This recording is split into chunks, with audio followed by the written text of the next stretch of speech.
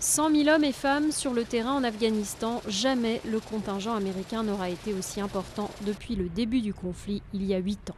Avec les renforts annoncés dans la nuit, Barack Obama espère en finir et commencer à faire entrer des troupes à la maison dès juillet 2011.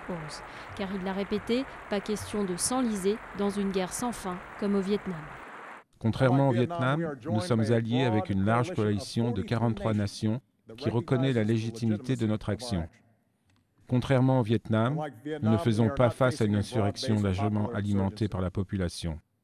Et encore plus important, contrairement au Vietnam, les Américains ont été victimes d'attentats abominables venant d'Afghanistan et sont toujours la cible de ces mêmes terroristes. Les troupes supplémentaires se déploieront le plus rapidement possible, début 2010. Pour que sa stratégie fonctionne, Barack Obama attend 3 appuis décisifs, celui des alliés, à qui il demande des renforts supplémentaires, celui du Pakistan voisin, qui a du mal à venir à bout des talibans et d'Al-Qaïda, qui se cachent sur son territoire, et enfin celui du pouvoir afghan, qui doit se défaire de la corruption qui le mine. Pour les analystes à Kaboul, le président américain a peut-être une chance de réussir.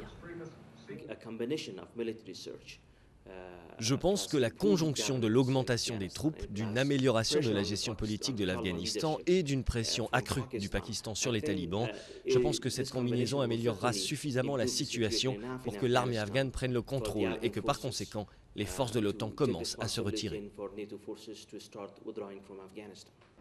C'est là en effet tout le défi. L'armée afghane sera-t-elle capable de prendre aussi rapidement le relais pour permettre à l'OTAN d'amorcer un retrait dans 18 mois, comme l'espère Barack Obama? S'il échoue, le président le paiera cher. La moitié des Américains ne voulaient pas d'une augmentation des troupes. Ils sauront le lui rappeler à l'été 2011. On ne sera alors qu'à un peu plus d'1 an de la prochaine élection présidentielle américaine.